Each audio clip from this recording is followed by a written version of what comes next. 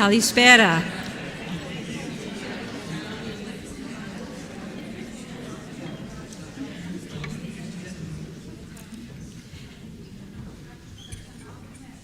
Αξιότιμοι συνάδελφοι του Υπουργείου Πολιτισμού και των Εφοριών Αρχαιοτήτων, Επιτροπή Αμερικανικής Σχολής και της Γενεδίου Βιβλιοθήκης, μέλη της Διευθύνουσας Επιτροπής της Αμερικανικής Σχολής, συνάδελφοι των πανεπιστημίων και ξένων σχολών, αγαπητοί φίλοι και φοιτητές.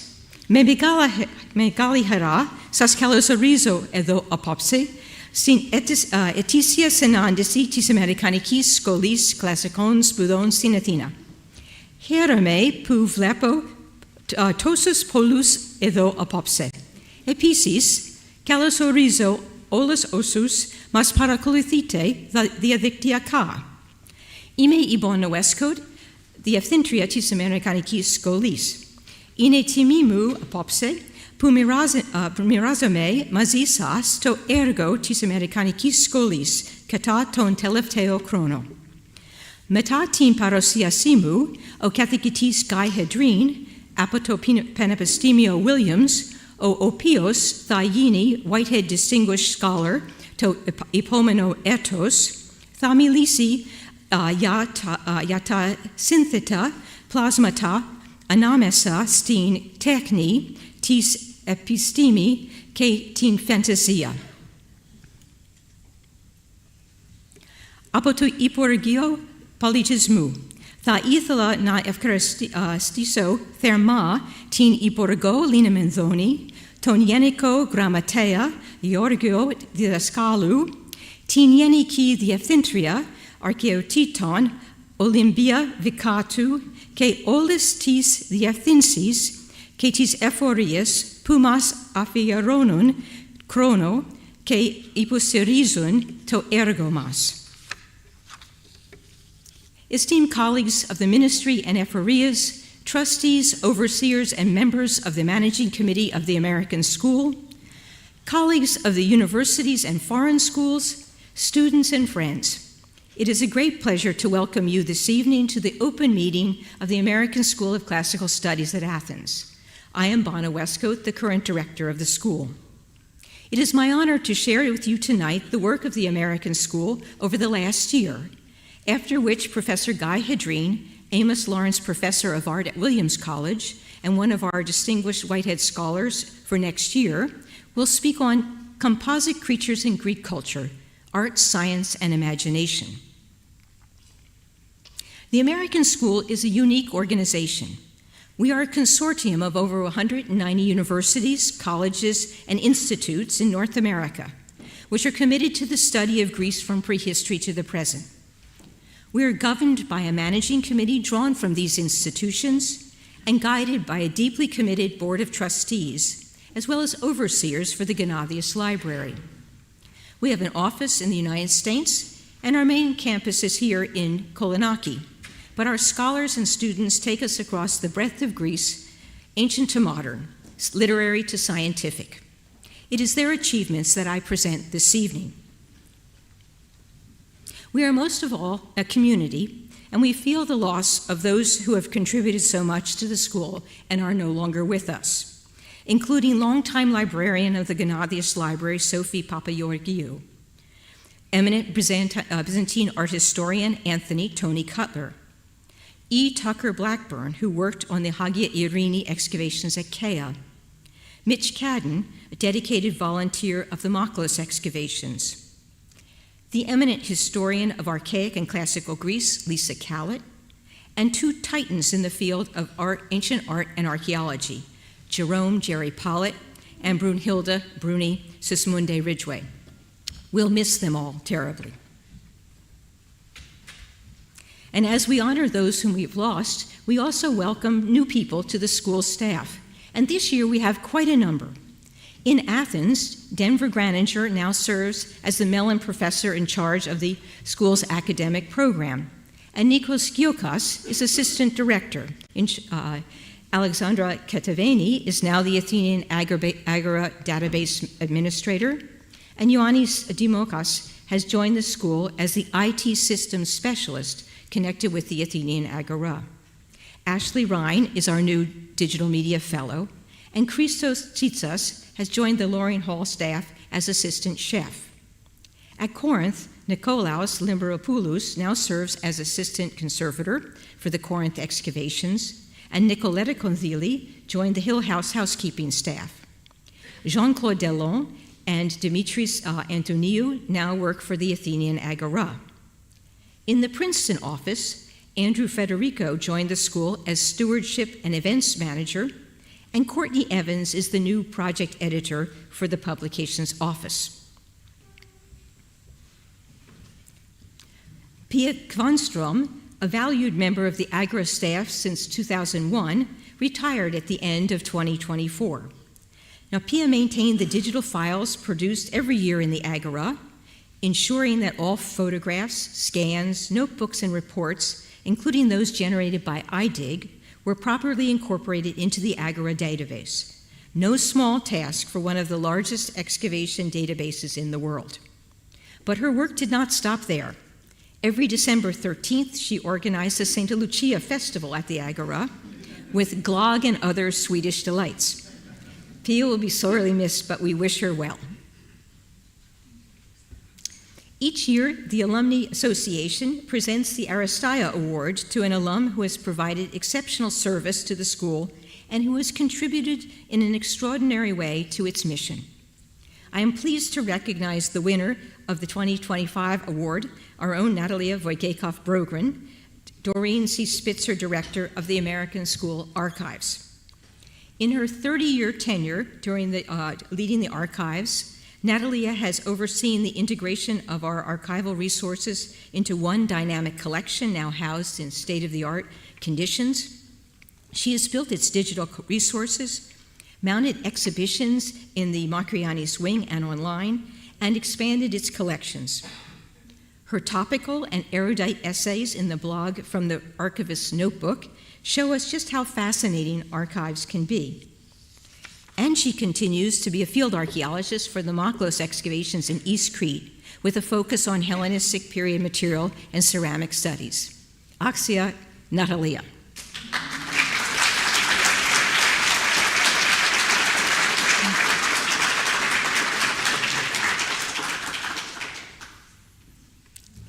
Our annual gala aims to support the school's 140-year mission of preserving, promoting, and protecting all aspects of Greek culture from prehistory to the present.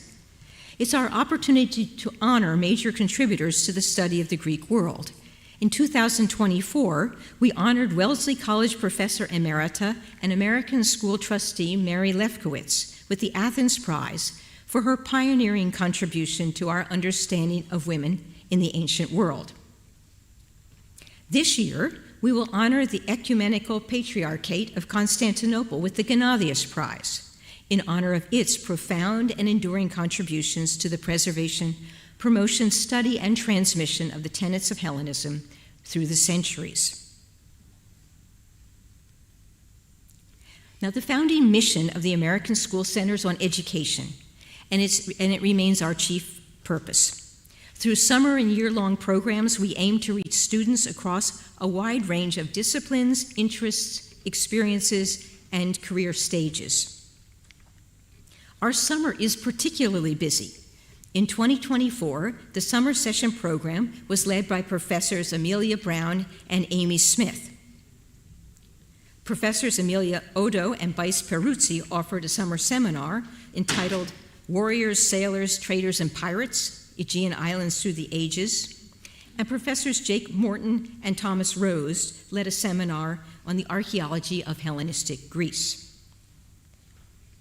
At the Wiener Lab, Takis Karkanis once again teamed up with Professor Emeritus Paul Goldberg to offer a course on archaeological sediment micromorphology and a field school on site formation, stratigraphy, and geoarchaeology in the Athenian Agora. Dr. Ioanna Moutafi, assisted by lab manager Dimitris Michailidis, offered a course on bioarchaeology, and in collaboration with the Max Planck Institute and the University of Tübingen, we established a new course, Introduction to Methods and Applications of aDNA, led by Irene Scortiagnotti, Maria Spirou, and Anthony Tiliakou. Participants came from all over the world, including North America, most European countries, Australia, China, South Africa, Turkey, Israel, and Uruguay. Our regular member academic program is unique among the foreign schools in committing an entire year to intensive field trips across Greece, seminars, and excavation training. Denver Graninger led the program, with Scarlett Kingsley and Fotini Kandili serving as this year's Whitehead Distinguished Scholars leading seminars. This year, the 13 regular members came from 9 different universities and 7 different types of academic program. Now, the strength of this program lies not only in the core faculty, but also in the collaboration of so many experts. We draw on the knowledge and goodwill of the academic faculty that is here at the school. And equally important are the colleagues in the ephorias, museums, foreign schools, and universities across Greece who share their experience, expertise, access, and time. We are very grateful for their generosity. The students are thoughtful, curious, intellectually diverse, and accomplished for their station. It's been a joy to work with them and to watch them grow to love Greece as much as we do. This year's Advanced Fellows have an extraordinary research arc across Greek history, archaeology, literature, material science, and culture, and I show you them here. We have our classical fellows, our Byzantine through modern studies at the Gennadius, and our archaeological sciences at the Wiener Lab. And our community also benefits greatly from the lively presence of postdoctoral fellows working in all branches of our inquiry, from hominid seafaring during the Ice Age to Western Cretan song. And here you see them and again. And we're deeply grateful to the anonymous donor who has come forward to support our fellowship program. All departments are engaged in sharing ideas with the larger audiences through exhibitions, symposia, lectures, and concerts. Exhibitions in the Macrianis wing offer an especially good opportunity to connect past and present and dissolve boundaries between text, object, and audience. In June, we opened the exhibition Frisaki, a revival of a neighborhood through the archives of the American School of Classical Studies at Athens. And we opened it with lectures by curator Sylvie Dumont and Professor Kostas Karelis. This exhibition highlighted the important role of archival collections in our understanding of old Athens in general and the neighborhood known as Frisaki more specifically. And a very exciting outcome of this project was the discovery during conservation of a painted metal lunette attached to the back side of a fresco from the Church of Panagia Vlasarou. Infrared photography confirmed the existence of the painted surface, and with further conservation by George Mastroiannis of the Athens City Museum, we revealed an oil-painted scene of St. Anne and the birth of the Virgin Mary. The exhibition Imaging and Imagining Samothrace from Homer to the HoloLens opened in February, and here you see our work in progress. And at the opening, which included remarks from the mayor of Samothrace, Mr. Athanasios Vitsas, and an introduction from the co-curators, Ellen Archie, Rebecca Salem, and myself. Now, this exhibition explores visual evocations of the island of Samothrace and its cult of the great gods over 2.5 millennia, bringing together objects from the 15th through 21st centuries to chronicle how artists express their physical, emotional, and intellectual encounters with this island. It has several interactive displays, and you can see it tonight because it will be open during the reception. In December, we commemorated former overseer Nikos Bakopoulos with a presentation of a special volume of his artwork, and in the reading room of the Gennadius, an exhibition of the rare books from his collection donated by his widow Calypso Goudi to the Gennadius Library, along with a selection of his paintings. Concerts that the Gennadius Library organizes in Coatson Hall have become a staple of the Athens classical and folk music scene. Thanks to the support of the Schwartz Foundation, the young musicians of the Curtis Institute of Music filled the auditorium in September, and this spring, Paniotis, or Paddy League, brought to life the music of resistance from Crete, which touched us all. The Thalia Potamianos lecture series on the impact of Greek culture offers a remarkable opportunity to celebrate Greek history and culture, thanks to the generosity of Overseer Fokion Potamianos. In May, the 2023-24 Potamianos lecturer, Emily Wilson, gave the third lecture, The Wisdom of Stories, in her trilogy of the myth, magic, and mystery of the ancient Greeks. This was held in New York. This coming year, the 2025-26 Thalia Potamianos lecture will be presented by Catherine E. Fleming, CEO and President of the J. Paul Getty Trust, and Alexander Onassis Professor of Hellenic Culture and Civilization in the Department of History at New York University. Her lectures will center on the theme of these 2 points of influence, Judaism, Hellenism, and modern Greece. The first of her lectures, When the Greeks Were Jews, or Why We Celebrate Hanukkah, will take place here in Coatson Hall on October 21st, so do mark your calendars. We continue to value the opportunity to collaborate with other schools and programs on workshops, symposia, and conferences. In October, we co-sponsored with the French and Italian schools the 22nd International Congress on Ancient Bronzes, which serves as a premier forum for scholars to present all aspects of work related to ancient bronzes. We joined the effort of Antiquities of Corinth, the Italian Archaeological School in Athens, the Scuola Normale Superiore Pisa, Parco Archeologico di Siracusa, and the Soprintendenza per i Beni Culturali e Ambientali di Siracusa in co-organizing a symposium in Syracuse on Corinth and Syracuse, Connections, Exchanges, and Influences, to foster greater dialogues on just these issues. With Case Western Reserve University, we co-sponsored the symposium Three-Dimensional Experiences of Ancient Environments in conjunction with the exhibition Imagining Samothrace, From Homer to the HoloLens. And just last week, we joined with the Ministry of Culture, the effort of Antiquities of Emathia, the National Hellenic Research Foundation, National Center for Scientific Research Democritus, and the Hellenic Foundation for Research and Innovation to host a workshop on the Ege Huntfreeze Revealed. In a new program, the Gennadius Library offers a symposium or workshop around the research of one of its fellows.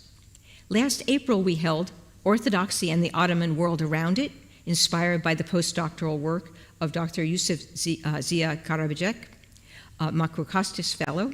And just this week, we held the symposium Balkan Artistic Identities in the 18th Century Between East and West, co-organized by Coatson traveling fellow Alper Metin. Our multiple lecture series offer the opportunity to share the work of senior scholars from all branches of our inquiry. It's increasingly difficult to separate the lectures between the departments because they are so often deeply interconnected. Our annual Wiener Lab lecture focused on animal management in the Eastern Mediterranean, while the Archives annual lecture centered on the reception of Minoan culture by the Spanish artist Mariano Fortuny.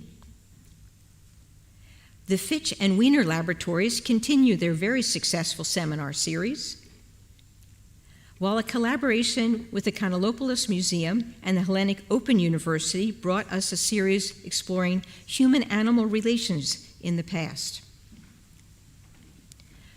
This year's events at the Gennadius ranged from presentations commemorating the bicentennial of Lord Byron's death to explorations of the surreal. And the Fili of the Gennadius Library continue their dynamic program of trips and lectures. One of the very few positive turns generated by the pandemic was our ability to reach broad audiences online.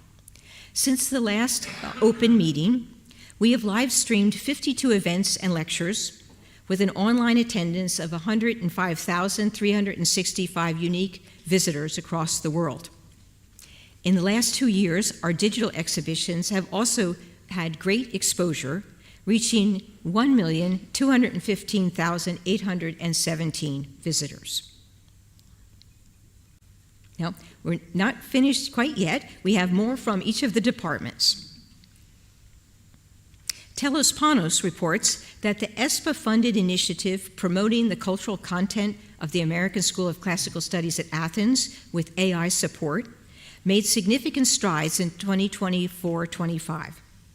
The project aims to advance both the accessibility and visibility of the school's cultural content. Digitization reached near completion with over 215,000 images produced across the Schliemann Archive, the Gennadius Library, and the Ancient Corinth Excavation Archive. Major documentation milestones were met to integrate enriched data into national and European repositories. The school also launched a new portal and prepared digital exhibitions related to the archives, the Gennadius, and the Corinth excavations. And we also had a wonderful public engagement event, which was a crowdsourcing campaign, part of the crowdsourcing campaign, well-attended event in ancient Corinth, in which people were shown photographs from the excavations and asked to see if they might be able to identify their relatives. Maria Yorgopoulou reports that the generosity of the Gennadius overseers and Fili resulted in many new acquisitions, including the Bacopoulos collection and a very rare Greek grammar in Portuguese from 1760.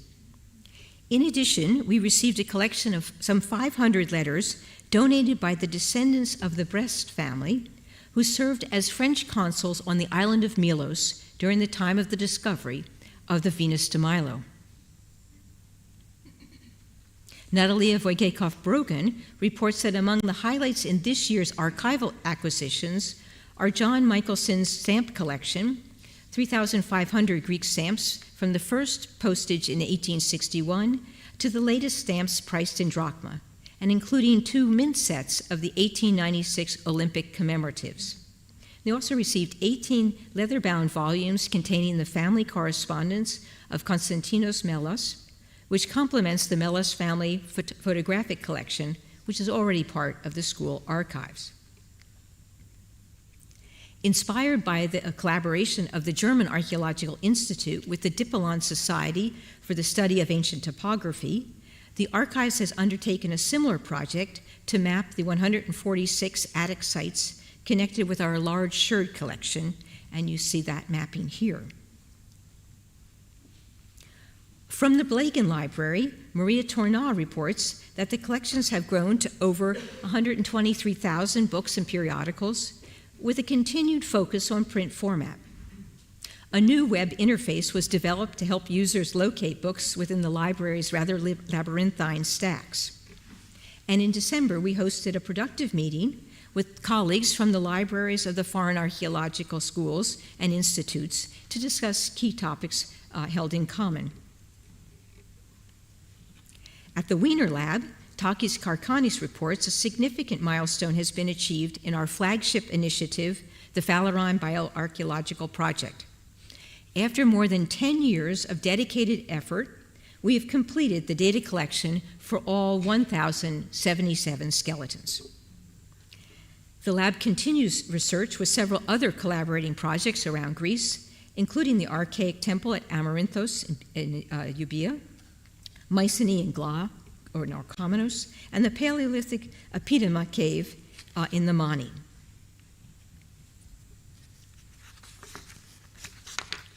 Affiliated researchers have been engaged in diverse projects from approximately 30 archaeological sites spanning all cultural periods and in almost all fields of the archaeological sciences. Here we show you a few of our researchers in action. They are making particularly good use of our newly acquired micro-CT scanner, as well as the scanning electron microscope.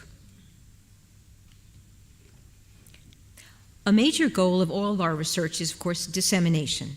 Our Princeton-based publications office, led by Carol Stein, continues to produce important new works related to the mission of the school, including Lerna 10, The Shaft, Graves, and Other Late Helladic 1 and 2 Remains by Michael Lindblom, which sheds important new light on our understanding of social and political dynamics at the dawn of the Mycenaean era.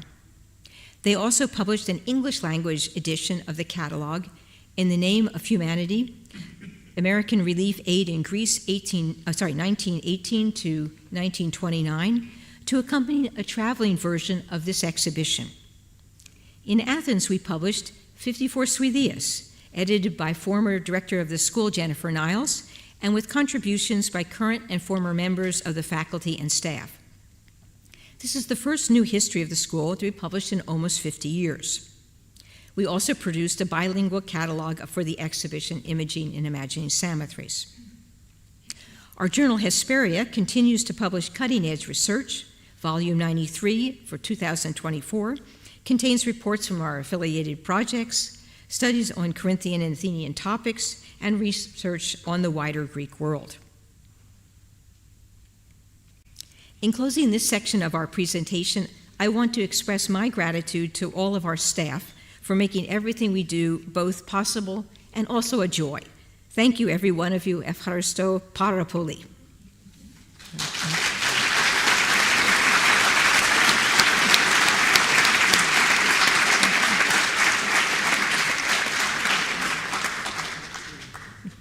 And now I turn to the fieldwork accomplished by our teams in 2024. With thanks to the several FREs who guide and support our fieldwork, I'd like to share with you briefly a word from each of our projects. Excavations in the Athenian Agora continued in the area north of Hedreen Street. Modern, Ottoman, Middle Byzantine, and late Roman strata were uncovered, but with increasing quantities of earlier residual material, including a fragmentary Roman marble figure of a woman.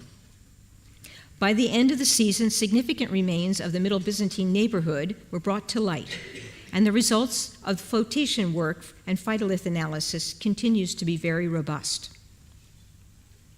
The International Volunteer Program included students from 15 U.S. academic institutions and 13 different countries. At Corinth, excavations continued in the field northeast of the ancient theater. Work focused on the large late Roman marble room, perhaps the apoditarium of a public bath.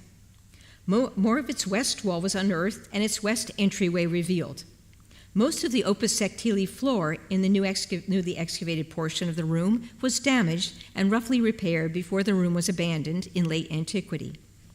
As in other areas of the room, this area had two deep deposits of dumped fill dating from the 7th and 12th centuries.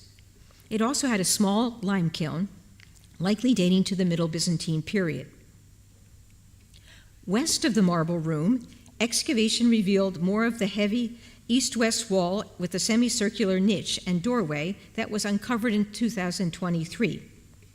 Excavations confirmed that the rooms on both sides of the wall were heated bathing rooms.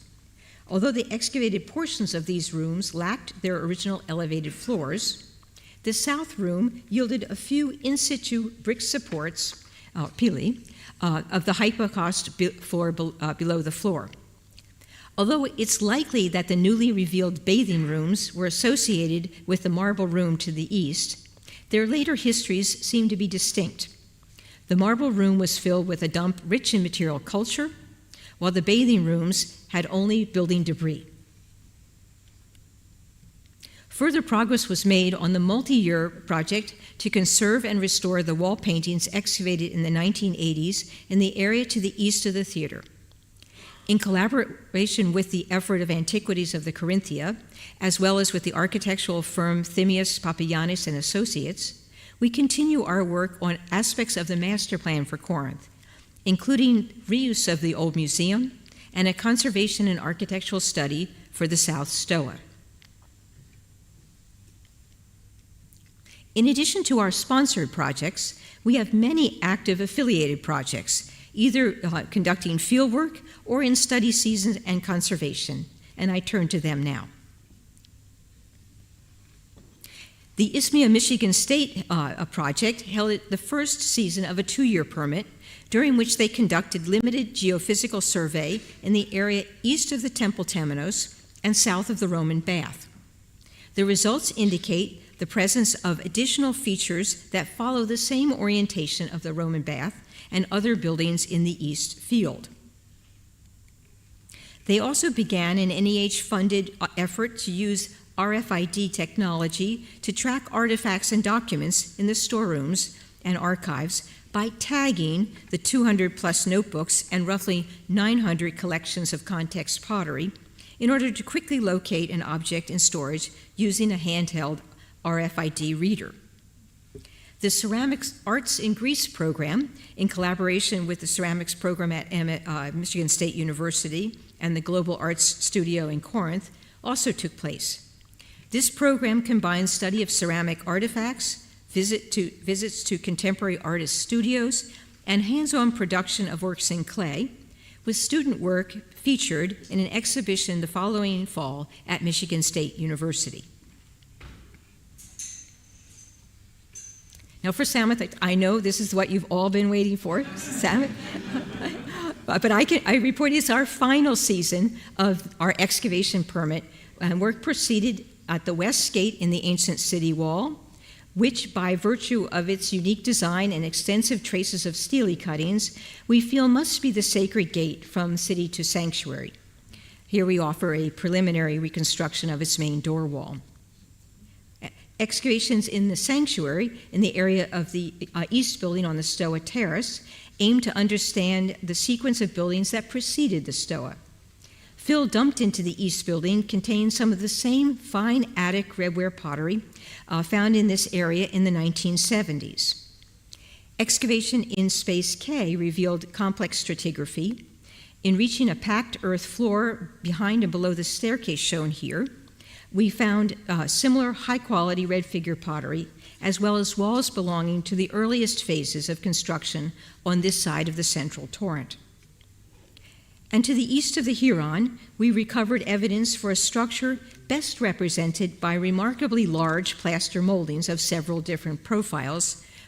Suggested reconstruction is shown here.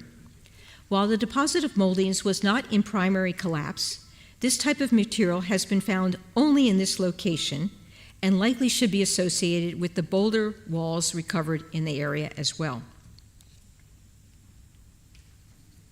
Excavations at Hagia Marina Pyrgos in the northeastern Copaic Basin revealed in Trench 11 further evidence of early Helladic building at the summit of the site, which was then later reused for early Mycenaean cist graves, one of which you see here.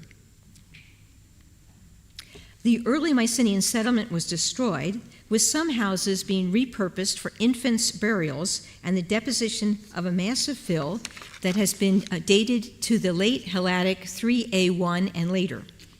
Finds from the infant burial in Trench 6 include glass paste beads and a terracotta figurine of a naked goddess.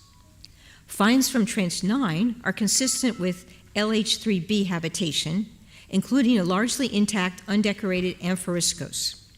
Evidence of textile and dye production in the form of weights, whorls, and mollusk shells were found associated with the LH3B buildings, whose foundations are sunk into this massive fill.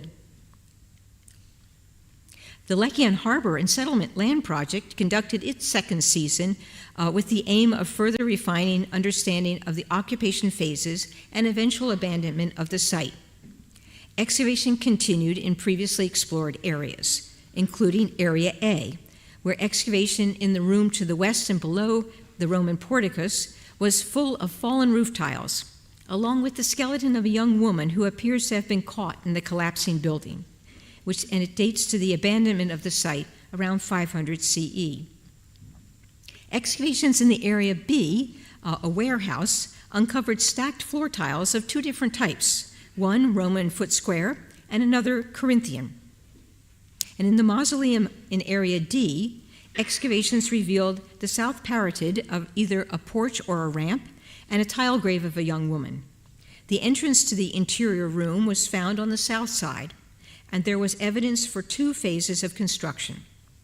Work along the perimeter suggests that the diameter was of 90 Corinthian feet, or 27.72 meters. 2024 marked the first season of a new excavation program in collaboration with the effort of speleology, paleontology, and the cave at the cave of Megalos Peristeres near Rethymno on Crete. The project seeks to explore human interaction with extinct Ice Age Cretan fauna, specifically species from the cervid or deer genus Condiacervus and the elephant genus Paleoloxodon. This will have significant implications on our understanding of human environmental impact on Mediterranean islands. Finds from the 6 trenches that were excavated last summer include final Neolithic pottery, various lithics, and human bones. Now, many of our affiliated projects continue their work on study and publication of previously excavated programs, and some carry out extensive conservation work. Field study and conservation at the archaic site of Azoria in northeastern Crete focused on the architecture and stratigraphy of the Proto-Archaic building, a large 7th century complex that predates the establishment of the archaic civic buildings. Work also centered on the stratigraphy and functions of a late Minoan 3C Tholos tomb, which had been modified and incorporated into the southernmost room of the Proto-Attic building, evidently functioning in the 7th century as a focal point of a communal cult related to feasting activities. After many decades under the leadership of Professor Elizabeth Gephardt, the University of Chicago's Isthmia excavations welcomed Professor Alessandro Piriatini of Notre Dame University as the new director of record. In 2024, the team advanced multiple research and conservation initiatives, including a material analysis of the architectural fragments from the archaic Temple of Poseidon and a study of the Peri-Anteria. Work continues in reorganizing the apotheke and improving seismic safety, as well as conservation and documentation tasks. For Kea, we note that Chaos 9-2, Hagia Irene, periods 1 through 3, Neolithic and Early Bronze Age settlements, Part 2, the architecture and stratigraphy, has now been published by Lockwood Press. This is the 13th volume reporting on the excavations of John Caskey conducted under the auspices of the school. Work at Komos continues with the conservation of stone walls and mortars. A pilot program for protecting excavation scarps using hyperadobe method was initiated last summer. The Greek-American excavation at Moklos, led by Jeffrey Souls and Krisa Sofianou, continue to research the recently excavated waterworks at Moklos, featuring the goddess of the waterworks and its associated purple dye workshop. They launched an extensive site conservation program to include the whole of the Minoan settlement. The Malivoti Thrace Archaeological Project held a study season in preparation for final publication. But this winter, they launched an open access web database, WebDig, which presents the excavation results in context. The database aims to facilitate post-season collaboration amongst researchers, to complement traditional print publication, and to deepen engagement with a broader public. The code for WebDig is freely available so that other projects that gather data with the application iDig can also create a web-based platform. The Mount Lycaon excavation and survey project completed a successful study season in its apotheke in Tripolis, together with 18 researchers. The Parnassian Heritage Foundation completed its 14th annual summer school in Abylonia,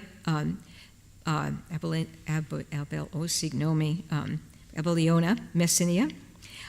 The team continues to work towards the designation of Greece's first large-scale national heritage park. the Parnassian Heritage Park of the Peloponnese through the Ministry of the Environment. Construction on the new Parnassian Heritage Foundation Research Center is continuing in Endritsina. The building, the former family home of Mary Voyatsis, will be donated to the foundation to create a regional research facility. At Nemea, activities consisted of site maintenance, research in the museum, and continued architectural study of the early Christian basilica. This year marked the 100th anniversary of excavations at Nemea, celebrated with a temporary photographic exhibition in the museum vestibule.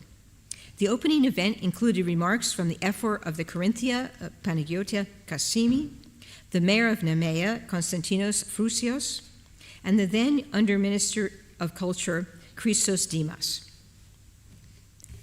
Preliminary results from coin studies excavated from Nemea's sanctuary and stadium suggest an interesting pattern. Visitors to Nemea in the classical period predominantly made small-scale transactions with poorly crafted coins from northern Corinthian economic network, while southern coins from polis like Argos were reserved for bigger purchases in which the purity of the coin was especially important. Work at Pylos focused on conservation of artifacts from excavations of the grave of the Griffin warrior, Tholos Tomb 6 and Tholos Tomb 7, in preparation for the Princes of Pylos exhibition, which opened in Kalamata on February 14th. The exhibition, encompassing spectacular early Mycenaean finds, will move this summer to the Getty Villa in Los Angeles before coming to the Hellenic National Archaeological Museum in early 2026. Later this year, the Palace of Nestor in Western Messenia 4, the inscribed documents, the complete and definitive presentation of the Linear B documents from Pylos, commissioned by Carl Blagan, will be published by Lockwood Press. In closing, I share our team photos, which communicate more strongly than words how central our field projects are to our mission of training students, who will in turn contribute to the field in years to come. Yeah. And now I have the very great,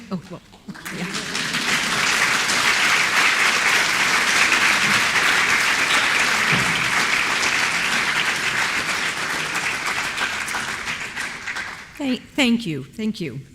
And now I do have the very great pleasure of introducing our main speaker, Guy Hedreen, Amos Lawrence Professor of Art at Williams College, where he teaches the history of art as well as the art, archaeology, literature, and culture of antiquity.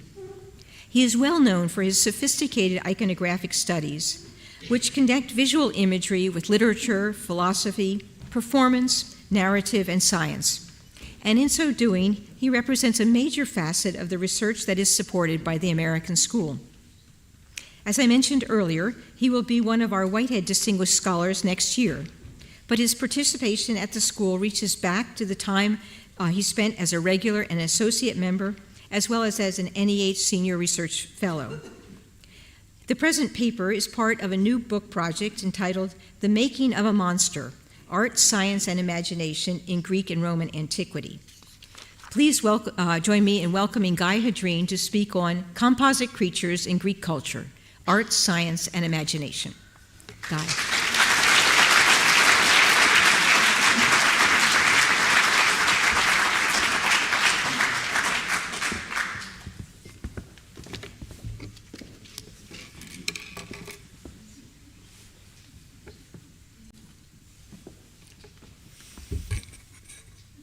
Thank you. Thank you for inviting me to give this talk. 45 years ago, I walked through the door of the American School. I was looking for a person named Abby Camp.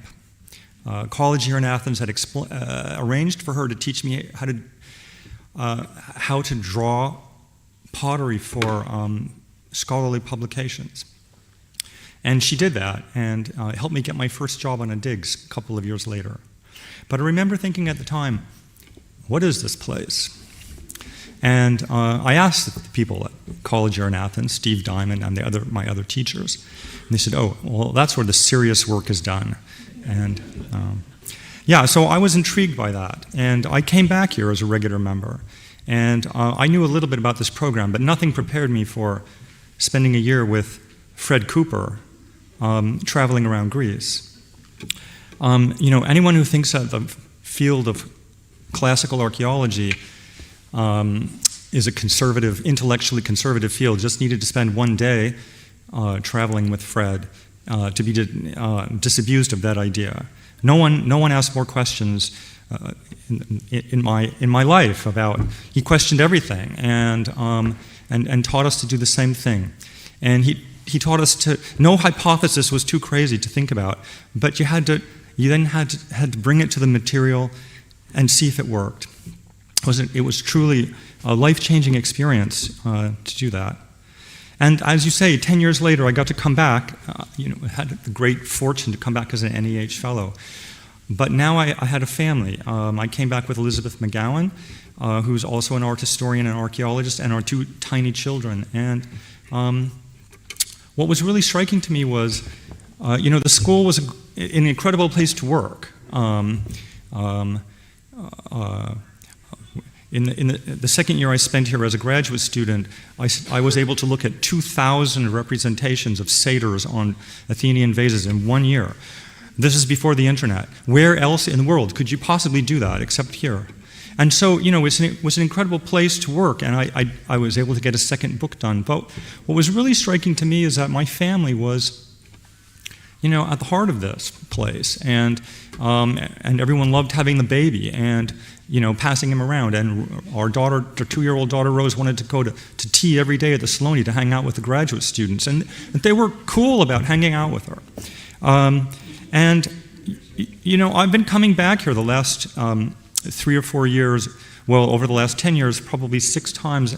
And what's really striking to me is that the American school continues to remain a place that's both intellectually stimulating and challenging, and at the same time, it's a warm, collegial, and welcoming place to be away from home. So I owe a great debt to this place, and so thank you. Okay. And just if it's not loud enough or if it's too loud, you just have to make the appropriate gestures from the back. Okay, so there are many examples of what I call composite creatures in ancient Greek and Roman culture. There's the part horse, part man centaur, the part lion, part woman sphinx, the part bird, part lion griffin, and the part woman, part fish Scylla with a kind of dog belt. There's also the siren, which is half bird and half woman, and of course the bull-headed man known as the Minotaur. So what do all these beings have in common? They are made up physiologically of parts of more than one familiar real-world species. The individual parts exist in nature, but the combination of parts that defines the being as composite are not found in the fossil record or in the wild. They exist only in visual and literary representations. Within the fields of classical archaeology and philology, composite creatures are studied most often in relationship to their discursive functions. Many ancient images or texts represent them as dangerous creatures needing to be destroyed by heroes. For example, on one side of this mid-6th century BC Athenian vase, attributed to the painter Leidos, a centaur is in imminent danger of death from a hero with a club. On the other side of the vase, a minotaur is about to be slain by another hero with a sword. Compositionally, the two pictures of this vase invite comparison. The human bystanders are virtually interchangeable in function. The human heroes differ in age and weaponry, but little else. The most visually conspicuous differences between the two pictures, the ones on which the artist concentrated the greatest amount of attention, are the forms and features of the composite creatures. The vase as a whole might be understood as an invitation to consider how many different ways there are to put together a creature out of parts of a human and parts of a quadruped. But pictures of this sort are generally not explored in relation to animal physiology, but instead in relation to the concept of human heroism. These pictures suggest that real heroes do not flinch, even in the face of the uncanny. The presence of other figures suggests that heroes do what they do for the sake of their families and communities. In fact, we can identify all or most of the figures depicted here on the basis of literary biographies of the heroes, Heracles and Theseus. The other principal form of discourse in which composite creatures appear is the ornamentation of works of art. Sphinxes, griffins, and other creatures of this kind function as decorative motifs within many artistic media. In early Greek art, some composite creatures occur in works of art that clearly imitate, in their motifs and formal organization, directly or indirectly, forms of art from the Eastern Mediterranean, where the Sphinx and griffin originated. Consider briefly this Proto-Attic pottery plate of around 660 BC from the Kerameikos. Although it is in poor condition today, it is extremely important, as Sarah Morris and others have pointed out, because it imitates incised metal bowls imported from the Near East in its shape, organization of interior decoration into concentric bands, its central rosette, use of incision, its file of bowls, the motif of the mother cow licking its calf, and last but not least, its representation of the griffin. And this is the best I can do here in the lower left. It's widely thought that animal friezes such as this became widespread in ceramic and other artistic media at Corinth, at Athens, and elsewhere as imitations of luxury goods from the East. Both of these approaches to visual representations of composite creatures essentially understand them to be mimetic, or imitative images. What I mean is, they represent some object or idea pre-existing in the world. They make reference to it. So, for example, the representation of Heracles killing the centaur Nessos is a mimetic representation of a pre-existing story in early Greek oral poetry.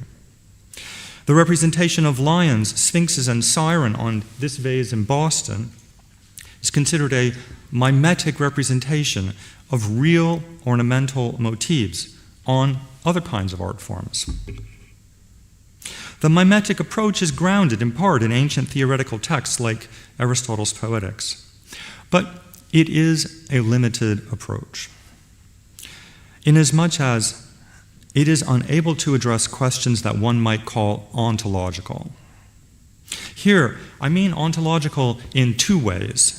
First, how does an image or pictorial motif come into being for the first time? Second, where or in what sense does a composite creature exist? In the first part of my talk, I'm going to examine a remarkable body of 7th century BC Corinthian vase paintings, which depict many new kinds of composite creatures alongside traditional motifs. Those vase paintings allow us to make some inferences about the processes through which come into being new types of creatures. In the second part of my talk, I'm going to argue that there is a close analogy for the kind of creation exemplified in those vase paintings in the theory of the origin of species developed by the 5th century BC pre-Socratic philosopher Empedokles. In the third part of my talk, I'm going to explore a few ideas about the origin of species in Aristotle's critique of Empedokles. Finally, I return to the vase painting of Ledos and consider what one example of the Minotaur might tell us about the physiology of composite creatures. So, in the early 7th century BC, there appear on pots of Corinthian manufacture 2 composite creatures originating in the art of the Near East. There, these creatures are attested as early as the 4th millennium. One is the griffin. Here is one of the earliest examples of this bird-headed lion creature in Proto-Corinthian vase painting on the left, and then a beautiful later example from Corinth on the right. The other composite creature of Near Eastern origin is the sphinx. Here are 2 of the earliest examples of sphinxes in Proto-Corinthian pottery. Alongside the griffin and the sphinx, there are quite a few other composite creatures on Corinthian painted pots. Most of these motifs have no direct source in Near Eastern art, and most of them have no names. The new motifs include winged lions, panthers with wings, and creatures with the head of a panther and the body of a bird. Those panther birds usually have the legs of birds, but sometimes they have the legs of panthers. Just 2 legs to boot, and to go with the panther head and with the bird body sandwiched in between.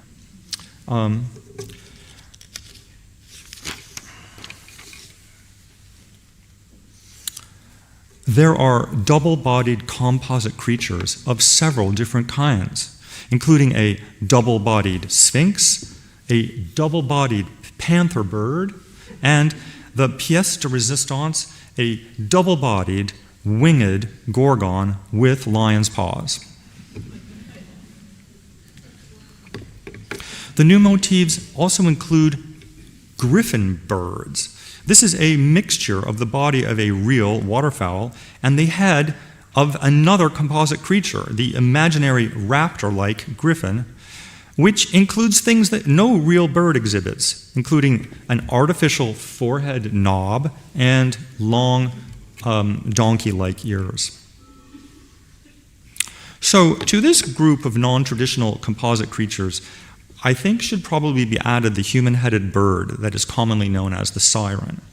It's true that there were human-headed birds in the art of Egypt and the Near East, but there is no clear, direct line of transmission between Near Eastern Mediterranean human bird creatures and what we see in Corinthian art. I also think that to this list of novelties should provisionally be added the part goat, part lion, part snake creature that we call the chimera. The chimera does appear in mid-7th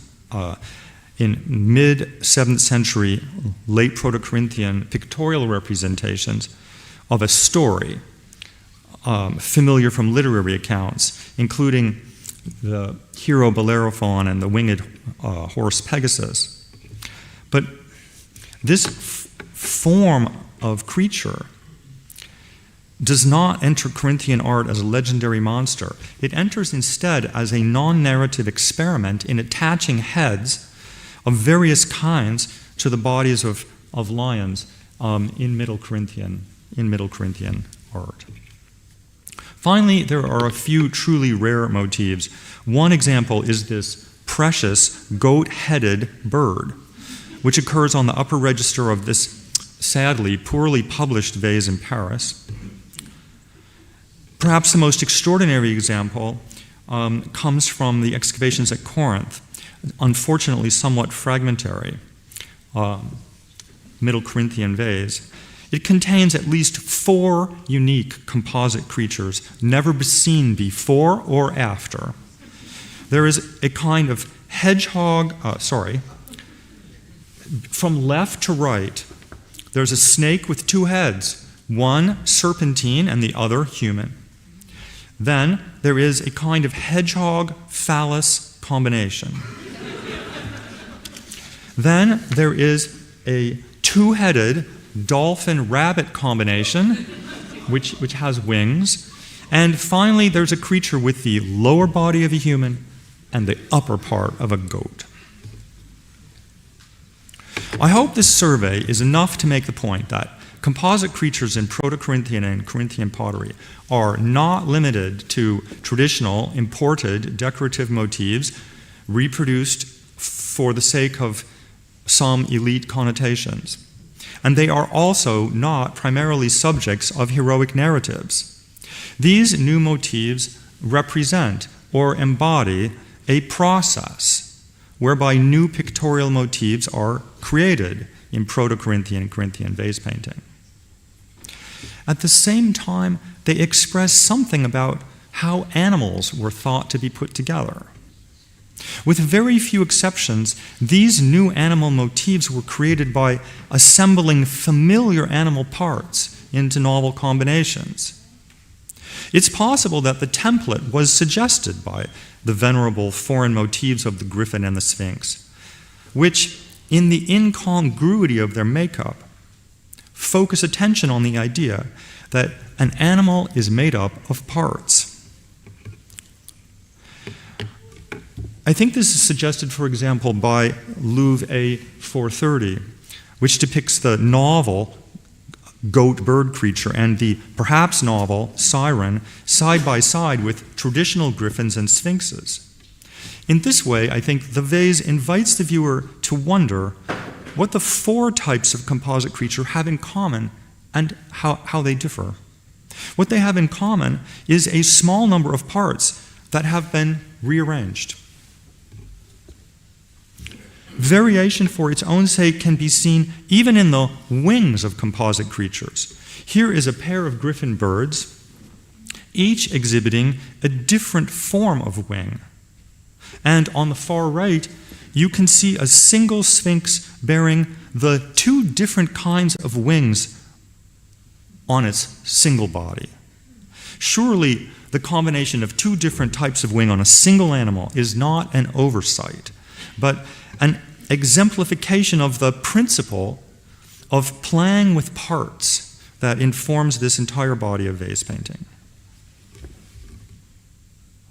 There are limits to what can be combined, in the sense that every composite creature, like most real animals, must have a torso, limbs, and a head. But within that framework, the new animals appear to be random combinations of this limited supply of parts. The new types of composite creatures in Corinthian art were understood by Humphrey Payne, not entirely correctly, to be concentrated in the late 7th century, when Corinthian vase painting as a whole was thought to have become more or less, quote, purely decorative, unquote, in intention. And what Payne meant by decorative was, quote, an appeal not so much to the imagination as to the eye, end quote. Payne distinguished between narrative and ornamental vase painting, where narrative scenes, like Heracles destroying the centaur Nessos, are full of content and meaning, while ornamental scenes, like processions of real and unreal animals, are without any significant content as representations. In an important recent study, Lorenz Winkler-Horacek argued that non-narrative representations of animals and monsters in Corinthian art do have content in one sense. The presence of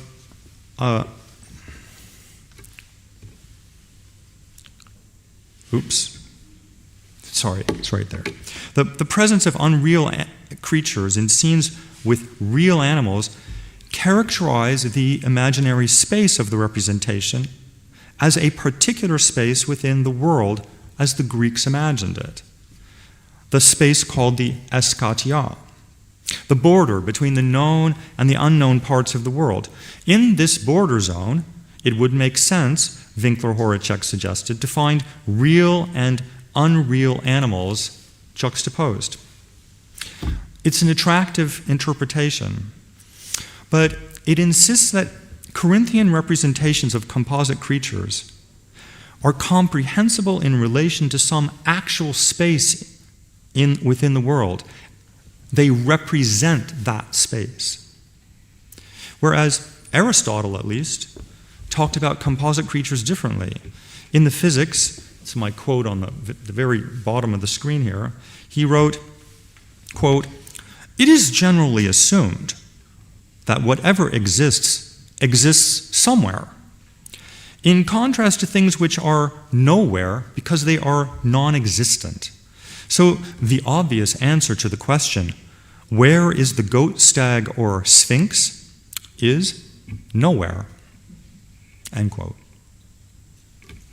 Whatever may be the case in the eschatia, imaginary beings and real animals undeniably appear together in one particular place, namely the surfaces of painted pottery.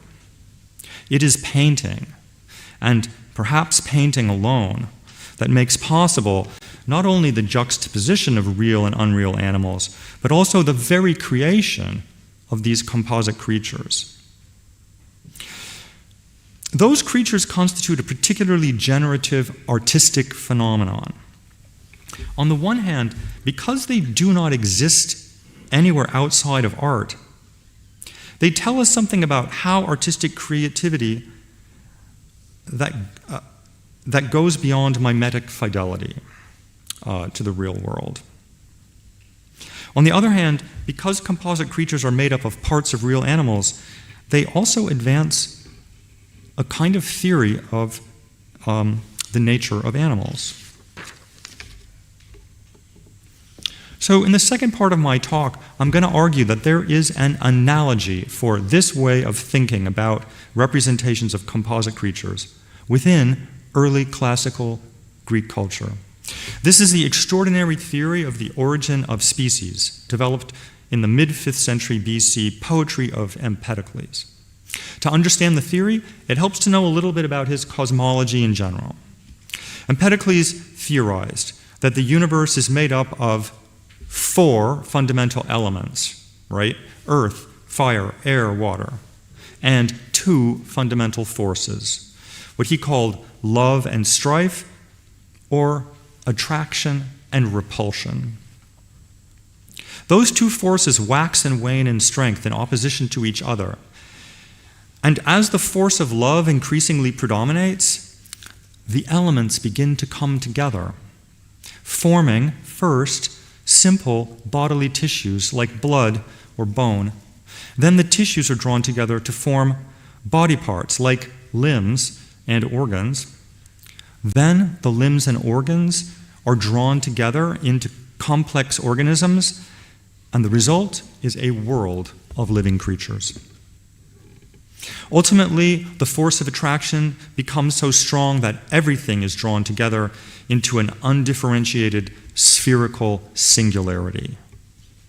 The increasing force of strife causes the elements to begin to separate, and the new process of creation may begin all over again, although Empedokles' cosmic cycle is a complex thing. So, here is the well-informed summary of Empedokles' theory of the origin of species from the 6th century AD philosopher Simplicius, who had a copy of Empedokles' poem in his possession. Empedokles says that at the beginning of love, there were born first, as it happened by chance, the parts of animals, like heads, hands, and feet, and that later these came together.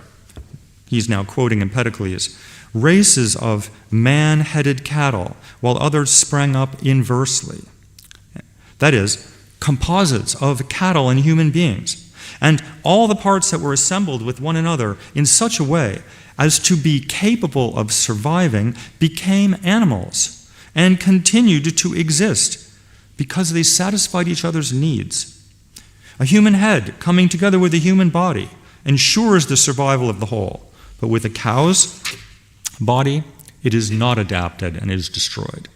For whatever did not come together according to an appropriate relation perished. End quote.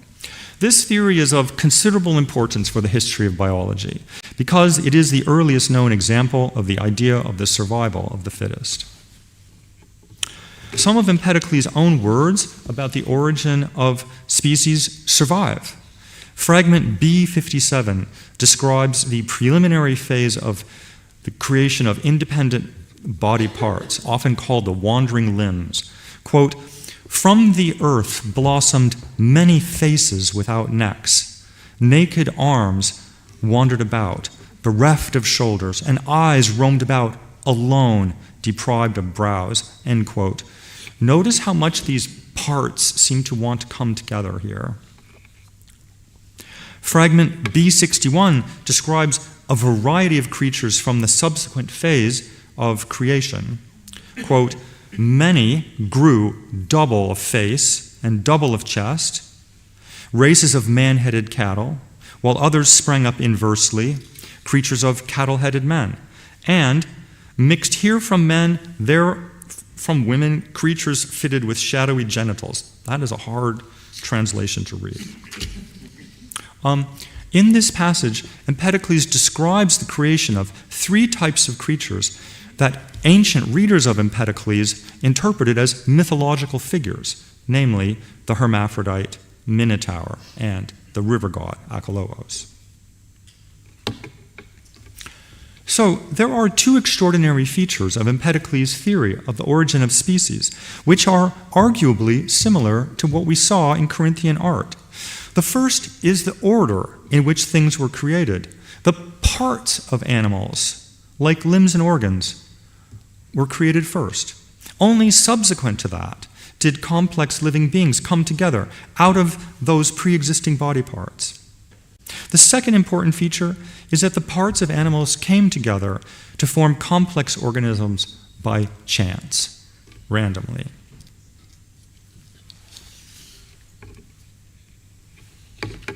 Up to now, I have been speaking about Empedokles' theory of the origin of species as an analogy to the pictorial proposition underlying representations of composite beings in Corinthian pottery.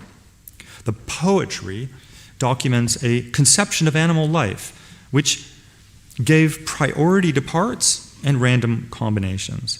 But there is reason to think that artistic creation was understood by Empedokles himself as an analogy for natural creation, and reason to believe that later readers understood Empedokles' theory as a meaningful way to understand artistic representations of composite beings. First, visual artistic practices are explicitly compared to natural creation in another fragment of Empedokles' own poetry. And I quote, "As when painters color many-hued sacrificial votive offerings, both men, by reason of their skill, very expert in their art, they grasp many-colored pigments in their hands, then, having mixed them in harmony, the ones more, the others less, out of these they compose forms similar to all things, creating trees, men, women, wild beasts and birds, water-nourishing fish, and long-lived gods, the greatest in honors. In this way, may your mind not succumb to the error that it is from elsewhere than the four elementary roots that comes the source of all the innumerable mortal things whose existence is evident." End quote. Okay, so this comparison suggests that natural creation is like painting because it brings an entire world of forms into being using just a small number of basic materials. There are complexities to this passage, such as the dual verb forms, which I marked on my image, which refer either to two painters or to the two hands of one creator. But for my purposes, the important point is this. Over and over, Empedokles says that love is in the elements. Love is in the parts of the body, causing them to want to come together. For example, fragment B58, it's up on the upper right of my screen, quote, "The limbs, still solitary membered, because of the separation caused by strife, were wandering, desiring to mix with one another," end quote. So, how did Empedokles imagine the relationship between the painter and his materials? Were the materials inert, and the painter the only formative factor in the making of the art? Or should we understand the pigments to be like the elements in nature under the influence of love, actively playing a role in the complex forms that they become part of? The second point I want to make about the reception of about Empedokles is that in the Ars Poetica, or Art of Poetry, of around 19 BC, the poet Horace appears to be making the connection between the processes involved in creating an artistic image of composite creatures for the very first time and the processes theorized by Empedokles for the creation of species. Here are the opening lines of the poem, quote, "If a painter chose to join a human head to the neck of a horse and to spread feathers of many a hue over limbs picked up now here, now there, so that what at the top is a lovely woman ends up below in a black and ugly fish, could you, my friends, if favored with a private view, refrain from laughing? Believe me, dear Pisos, quite like such pictures would be a book, whose idle fancies shall be shaped like a sick man's dream, so that neither head nor foot can be assigned to a single shape," end quote. In my slide, I show you this amazing caricature of the composite creature described by Horace that I found in this 18th century imitation of the art of poetry. Okay, there is so much that could be said about this amazing passage, but for my argument, there are two important points. First, as recently pointed out by Philip Hardy and Richard Hunter, there are several features of the opening lines of this poem that suggest that Horace is commenting specifically on Empedokles' theory of the origin of species. In the Ars Poetica, the word members, in line 3, is the Latin equivalent of the Greek word melos, which occurs repeatedly in Empedokles to refer to the parts of animals. Horace, like Empedokles, also did not refer to the creatures by familiar mythological names, but described them generically, as if they were novelties. Horace emphasized the random nature of the assembled compounds in the painting by using the word undeque in line 3, translated by Fairclough as limbs picked up now here, now there. And this calls to mind, of course, the role of chance in the coming together of limbs into complex creatures in Empedokles. And finally, the reference to head and foot call to mind the wandering limbs. The second important point about this passage for my project is that Horace has related Empedokles' theory specifically to the visual arts. What Horace is saying is that Empedokles' theory of the origin of species is an excellent model of how visual artists must have created composite creatures for the very first time.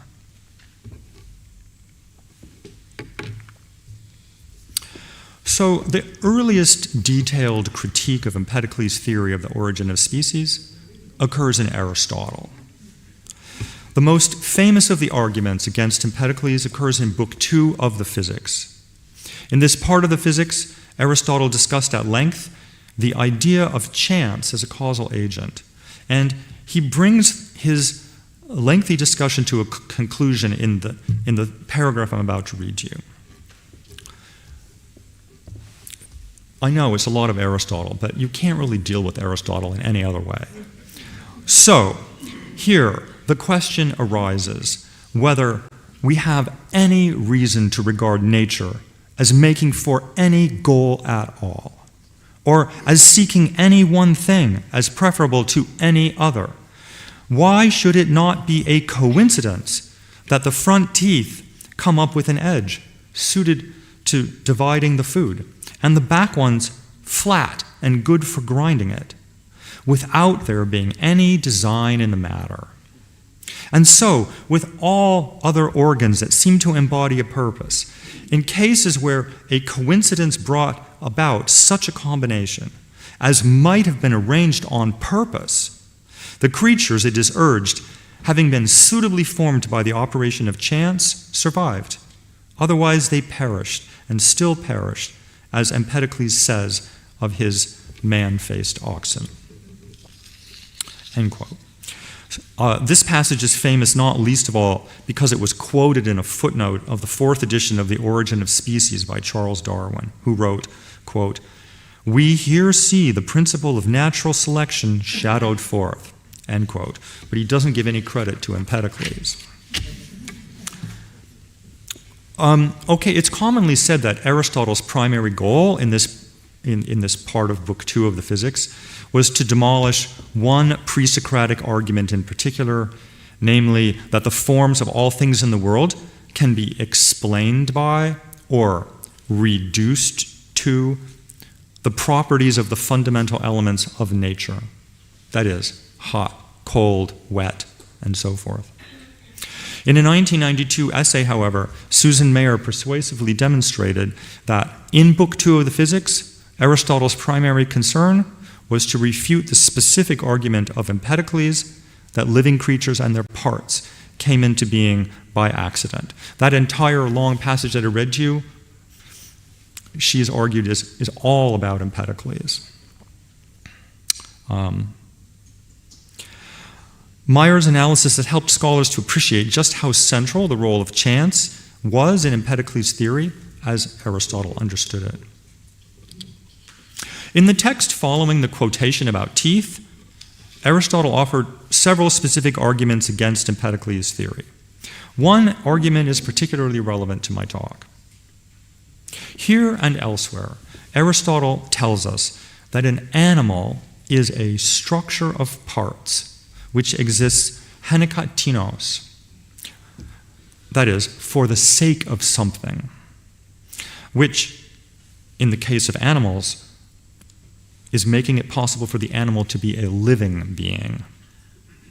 Aristotle argued that works of techne and art are similarly purposeful in design and execution. They are always created for a purpose and never come into being solely for the sake of the creative process itself. In the introduction to the parts of animals, Aristotle makes the same point as in the Physics, but here he uses a specific example as well. Quote, "We must also decide whether we are to discuss the processes by which each animal comes to be formed, which is what the earlier philosophers studied, or rather the animal as it actually is. Even in building, the fact is that the particular stages of the process come about because the form of the house is such and such, rather than that the house is such and such because the processes of its formation followed a particular course. The process is for the sake of the actual thing. The thing is not for the sake of the process." And so, Empedokles was wrong, when he said that many of the characteristics which animals have are due to some accident in the process of their formation. So, like Empedokles, Aristotle compares the formation of animals to the creation of works of art, or techne. But Aristotle's conception of art entails the pre-existence of the idea or object to be represented artistically. Whereas Empedokles, he may have envisioned an artistic process in which artist, process, and materials work in concert with each other. In the passage of the Physics with which I began, Aristotle offered several other arguments against Empedokles' theory of the origin of species. And one of those is that living creatures are only created through the combination of sperm and menstrual fluid of a father and a mother. Aristotle elaborated this critique in the introduction to the parts of animals. And here is the continuation of the passage that I just read to you. Empedokles was wrong when he said that many of the characteristics which animals have are due to some accident in the process of their formation. He was unaware, A, that the seed which gives rise to the animal must, to begin with, have the appropriate specific character, and B, that the producing agent was pre-existent. It was chronologically earlier as well as logically earlier. End quote. Of course, Empedokles was not unaware of the role of sexual reproduction in the creation of living beings. He wrote extensively about embryology. But where Empedokles and Aristotle differ is in how particular forms of living beings emerge for the very first time.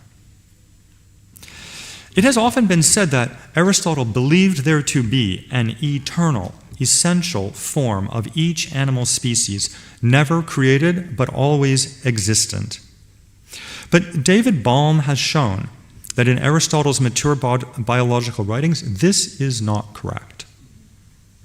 In the text known as The Generation of Animals, Aristotle argues that an animal develops toward the likeness of its specific father and its specific mother, including such non-species specific features as eye color, hair color, etc.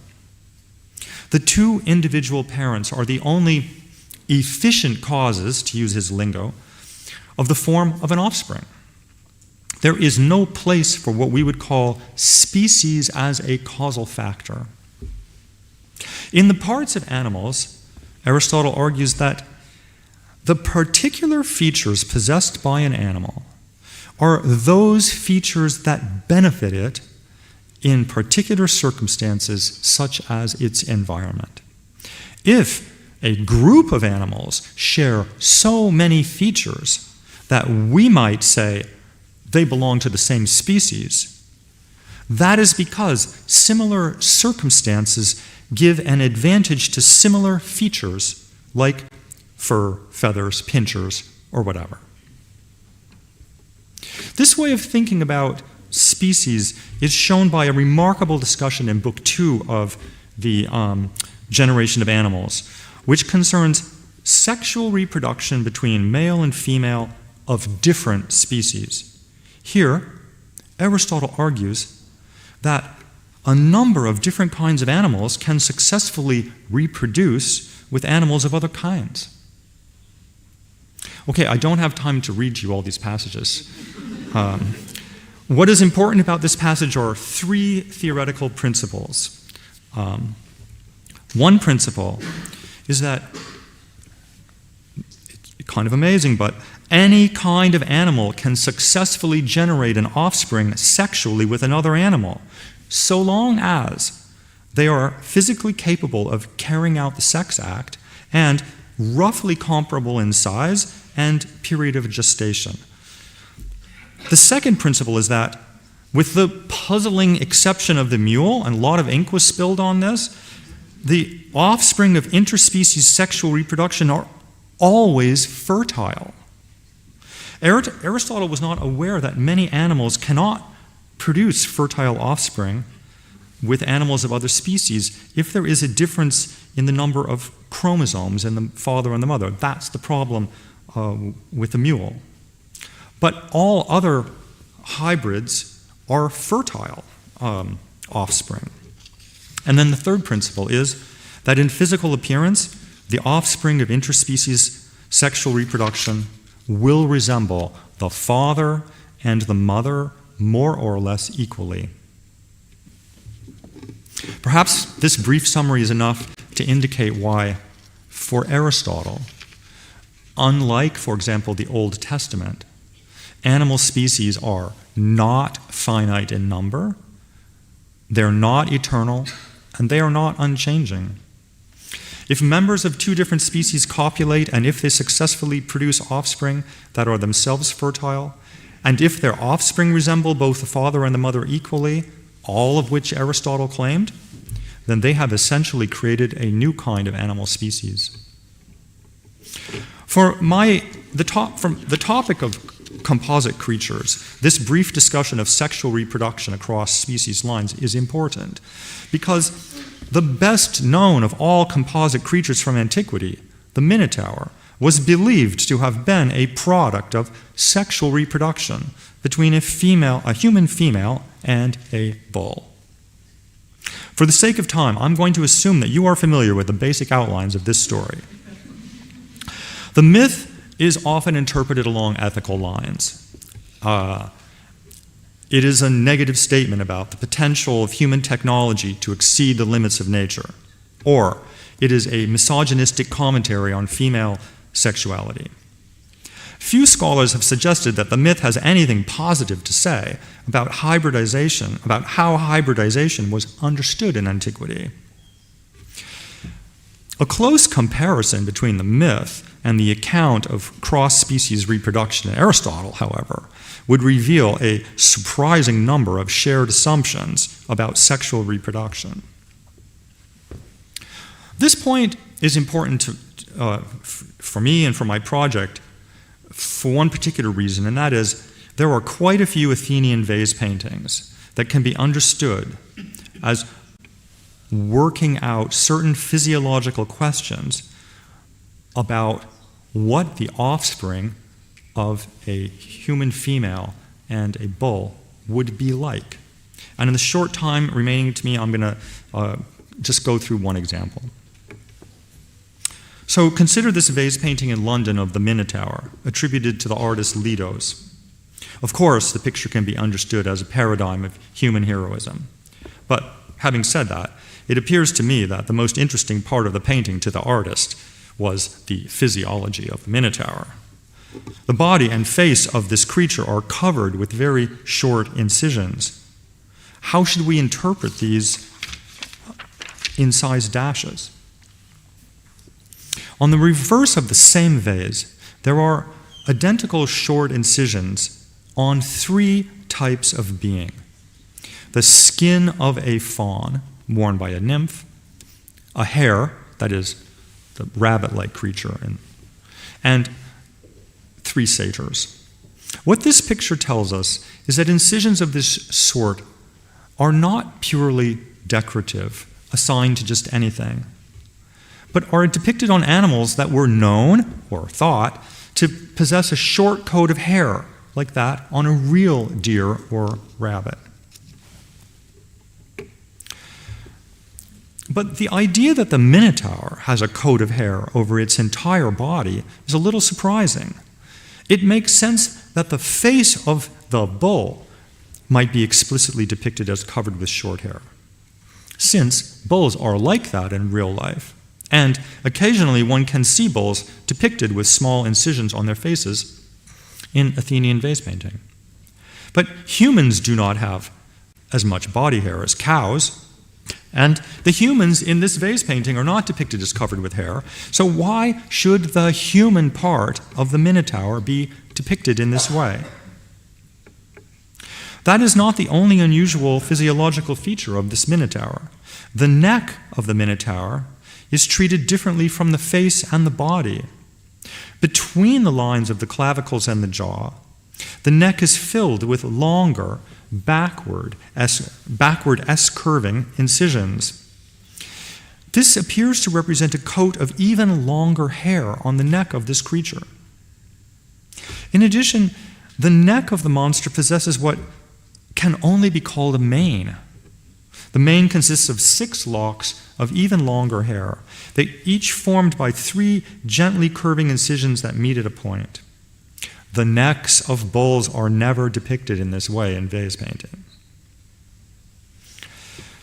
I believe that the markings on the body of the Minotaur are saying something about how biological hybridity might work. The image suggests that 3 things happen within an offspring of a bull and a human. First, as Aristotle would agree, the offspring will have one part that is all bull and one part that is all human. But the second is that the bovine features, like the short coat of fur, spreads across, from the animal part across the entire body of the creature. It's as if bovine essence is understood to be coursing through the circulatory system of the entire creature. The third point is that the place where the bull's head joins the human body seems to be an area of supercharged growth or physiological activity. Here, the hair grows longer, and there appear to be animal features that neither bull nor human have. That is how I believe we ought to understand the mane of the Minotaur. The closest parallels for the flame-like locks of hair on the back of the neck of the Minotaur occur in earlier vase paintings of lions and horses. Even the backward curving incisions of the neck of the Minotaur can be seen in some representations of the manes of lions.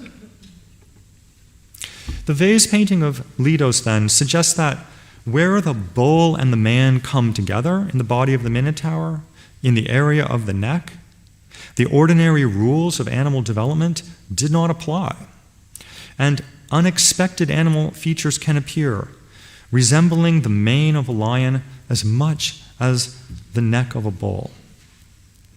Perhaps the reputation of the Minotaur for having a taste for the flesh of Athenian teenagers was on the mind of the artist here. Perhaps the lion's mane is a means of expressing something about the creature's carnivorous diet. But if so, it's of interest to me that the artist has expressed this idea through the physiology of the creature. In conclusion, I hope to have shown that the composite creature played a special role in the visual arts in the early Greek period. Because they cannot be found in the world outside of art, they resist any simple mimetic interpretation. And they are, instead, invitations to consider material artistic processes as themselves the subjects of the representations. At the same time, because composite creatures are represented as living beings, they appear to have been instrumental in the development of the powerful and enduring idea in Western culture that the creation of art and the creation of life are comparable processes. Thank you.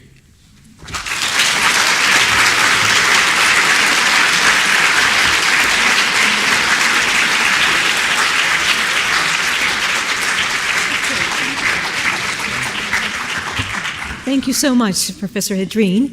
And now it's my pleasure to invite you all to a reception down in our garden, and also to welcome you to see the exhibition Imaging and Imagining Samothrace if you so choose. Thank you very much.